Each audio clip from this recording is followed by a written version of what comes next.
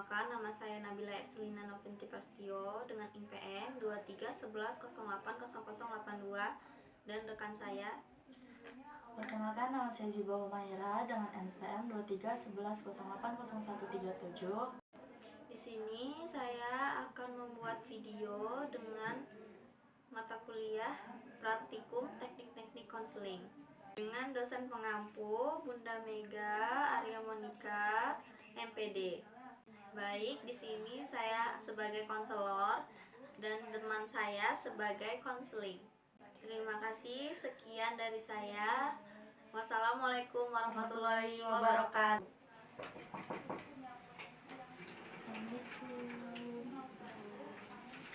Waalaikumsalam, silakan duduk. Selamat datang. Makasih. Ya, bagaimana? Apakah kamu sudah merasa nyaman di ruangan ini? Sudah lumayan. Ya. Oke, perkenalkan, nama saya Nabila Erselina Novianti Prastio. Di sini saya sebagai konselor. Sebelumnya boleh perkenalkan terlebih dahulu nama kamu. Nama saya Ziba Humaira, Bu. Oke, di sini Ziba sudah pernah mengikuti sesi konseling belum? Belum, Bu. Belum pernah ya.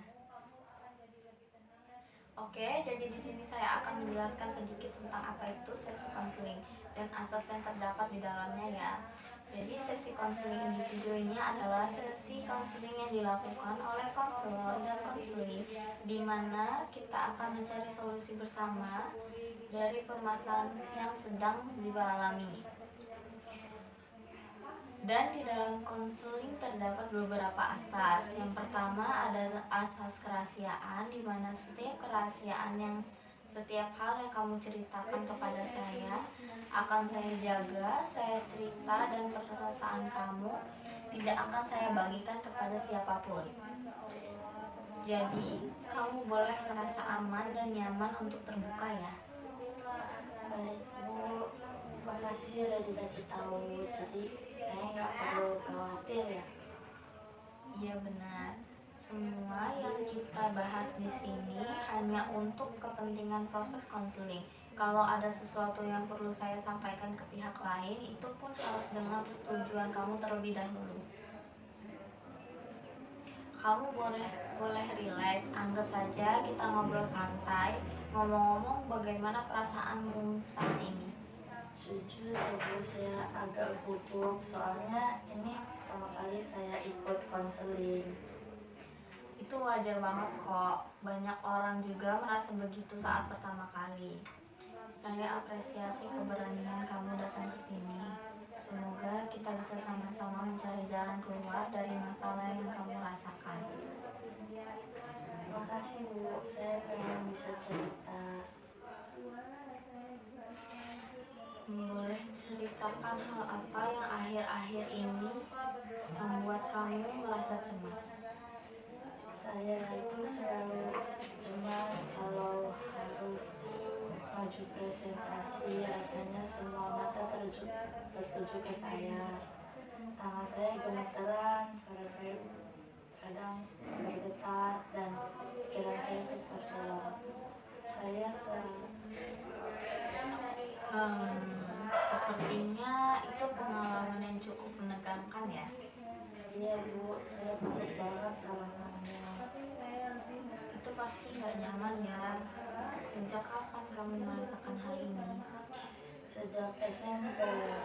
Waktu itu saya pernah salah ngomong pas presentasi dan saya ditertawakan. Sejak itu saya jadi takut banget. Baik. Jadi pengalaman masa lalu itu yang masih membekas dan membuat kamu jadi cemas saat tampil di depan umum. Iya, betul banget. Sampai sekarang saya selalu deg-degan tiap kali disuruh presentasi.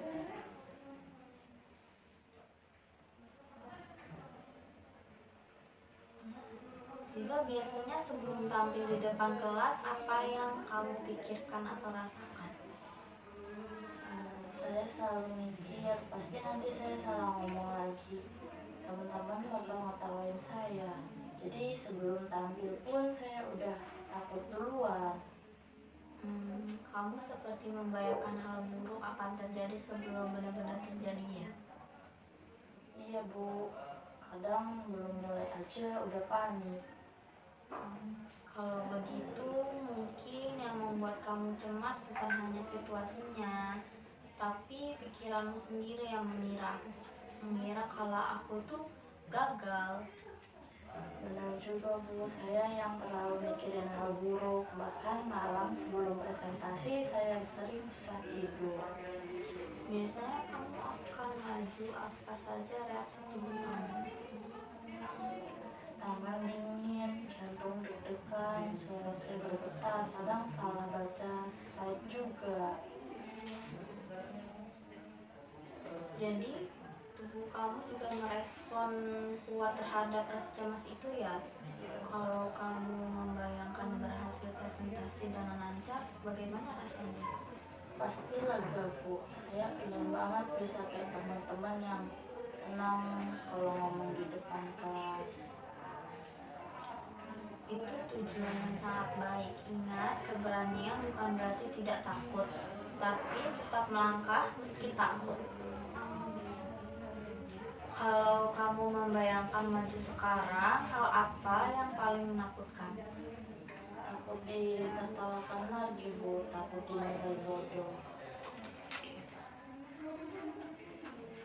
Kalau dipikir ulang, apakah ketakutan itu selalu terjadi? Sebenarnya enggak juga Bu, kadang teman juga dengar serius, tapi saya tetap panik. Wajar banget, kadang perasaan kita tidak selalu sejalan dengan kenyataan itu. Manusiawi. Iya, saya capek terus-terusan panik.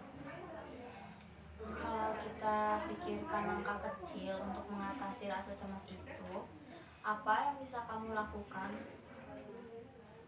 Mungkin latihan lebih sering Bu.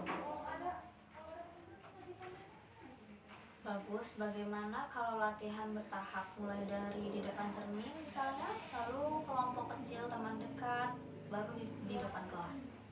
Iya Bu, saya bisa coba itu. Juga bisa buat catatan poin-poin penting supaya tidak mudah lupa saat gugup. Iya, bagus juga sih Bu, saya sering blank. Dan coba kamu teknik pernapasan sebelum tampil. Teknik napas dalam, tahan, lalu menembus perlahan. Ini membantu tubuhmu rileks. Baik Bu, saya akan coba semua cara yang Ibu kasih. Hebat. Jadi kita sepakat dengan 3 langkah ya. Latihan bertahap, catatan poin, dan teknik pernapasan. Terima kasih banyak Bu, saya jadi lebih optimis. Bagus. Ingat, perubahan besar dimulai dari langkah kecil yang konsisten. Terima kasih untuk Ziba hari ini. Saya bangga dengan keberanianmu terhadap ketakutanmu sendiri. Insya Allah, dengan latihan dan doa, kamu akan lebih percaya diri berbicara di depan kelas. Amin Bu, saya merasa lebih tenang sekarang. Alhamdulillah kita akan lanjut minggu depan untuk melihat progresmu ya. Ya Bu. Terima kasih sudah terbuka hari ini. Saya bangga dengan keberanian kamu. Semoga langkah-langkah yang kita rencanakan bisa bantu kamu lebih percaya diri di depan kelas. Sampai jumpa di sesi konseling berikutnya. Assalamualaikum warahmatullahi wabarakatuh. Waalaikumsalam warahmatullahi wabarakatuh. Makasih ya Bu.